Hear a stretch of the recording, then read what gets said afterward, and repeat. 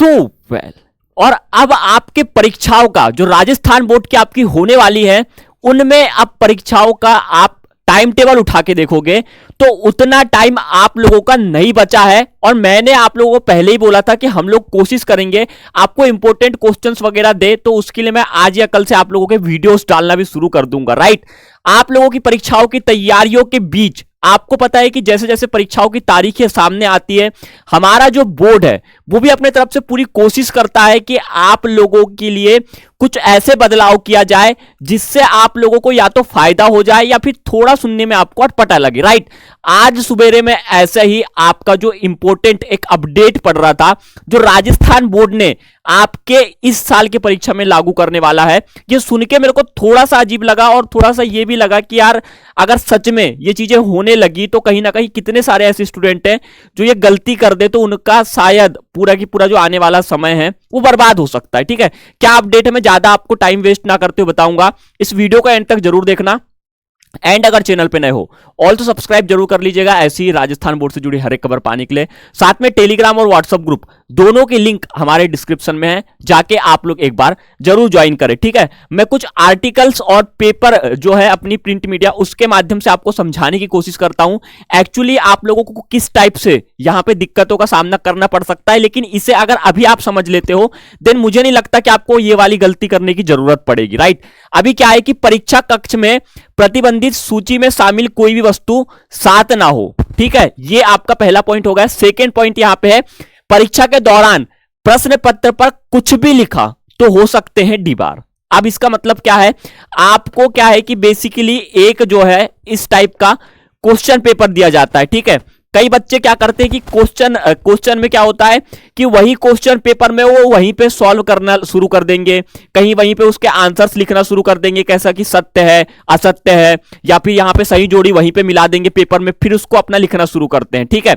लेकिन एक्चुअली में देखा जाए तो ये रूल पहले से ही था कि आप लोगों को तो पेपर में वैसे भी जो आपका दिया हुआ है क्वेश्चन पेपर उसमें नहीं लिखना चाहिए ये सब चीजें। ये एक नकल प्रकरण की केस बन सकता है आपका, यह नकल की श्रेणी में आता है कि आपने किसी से पूछ के जल्दी जल्दी में वहां पे लिख लिया, ठीक है। लेकिन यहां पे होगा क्या कि आपको अगर ऐसा कुछ मिलता है, राइट, तो देखो ये कॉमन चीज तो मैं एक बात बता दूं कि छोटी थोड़ी चीजें तो हर कोई लिखता है कि ये क्वेश्चन मेरे को आ रहा है क्वेश्चन नहीं आ रहा है, वो एक अलग चीज हो गई, ठीक है।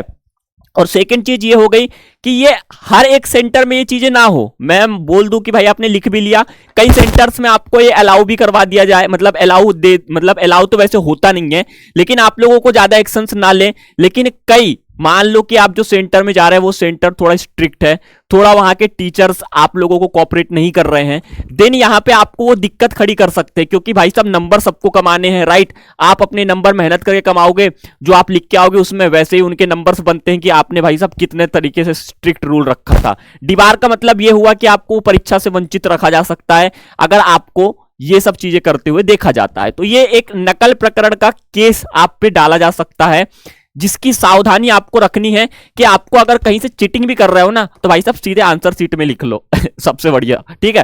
क्वेश्चन पेपर में लिखने से बढ़िया इतना झमेला ये डीबार होना ये होना परीक्षा से वंचित करना क्यों ही करना, उतना भाई साहब केस ही मत आने दो। पहले ही आप लोग क्या है कि सतर्कता से चलो। तो ये अपडेट था, ये अभी आपको पता है कि इन पेपर के दौरान पे मीटिंग्स होती हैं, मीटिंग्स में कुछ बदलाव भी होते हैं और आने वाले समय में मुझे पता है कि आपके और भी बदलाव होंगे जिसकी अपडेट आपको पता है कि हमेशा की तरह जो है RBSC board update fast result सबसे फास्ट आपको देता है, ठीक है। चैनल पे नए हो सब्सक्राइब कर लेना। और अब आपकी लगभग सभी परीक्षाएं खत्म हो जाएगी कुछ दिन के बाद में। अभी 10th वाले बच्चों के पास में एक और बोर्ड एग्जाम्स है, राइट, लेकिन 12th वाले जो बच्चे हैं उनके पास में अब सीधे उन्हें ग्रेजुएशन या फिर और भी कोई चीजें होंगी जो अब 12th के बाद उन्हें अच्छी जो यूनिवर्सिटीज है उनकी तलाश करनी पड़ेगी क्योंकि अब उन्हें 12th के बाद ही उनकी अच्छी एक लाइफ शुरू होती है, जो बोलते हैं कि भाई साहब थोड़ी हार्ड भी होती है थोड़ी मजेदार भी होती है लेकिन एक अच्छी लाइफ होती है, ठीक है। लेकिन इसमें कई बच्चे कंफ्यूज हो जाते हैं कि भाई साहब हम बेस्ट यूनिवर्सिटी कहां से ढूंढे, ठीक है।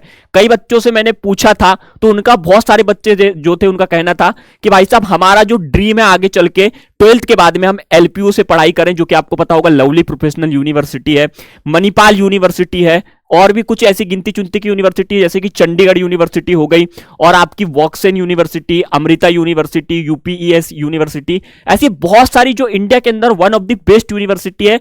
ड्रीम सबका होता है पढ़ने का, लेकिन यहां पे कई बच्चे डर जाते हैं, नहीं जा पाते, सोचते हैं कि यार चले गए, हमें कल जाके पैसे वैसे की दिक्कत हो, स्कॉलरशिप वगैरह नहीं मिली, क्या होगा।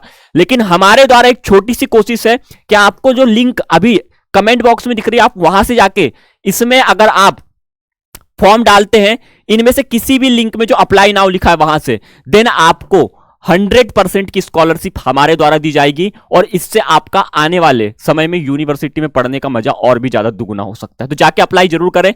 फिलहाल के लिए सिर्फ इतना था। कोई और अपडेट, कोई जानकारी मेरे तक पहुंचती है, मैं आपको वीडियो बना के जरूर बताऊंगा। चैनल पे नए हो सब्सक्राइब कर लेना, साथ में बेल नोटिफिकेशन साथ में नोटिफिकेशन बेल को भी ऑन जरूर कर देना।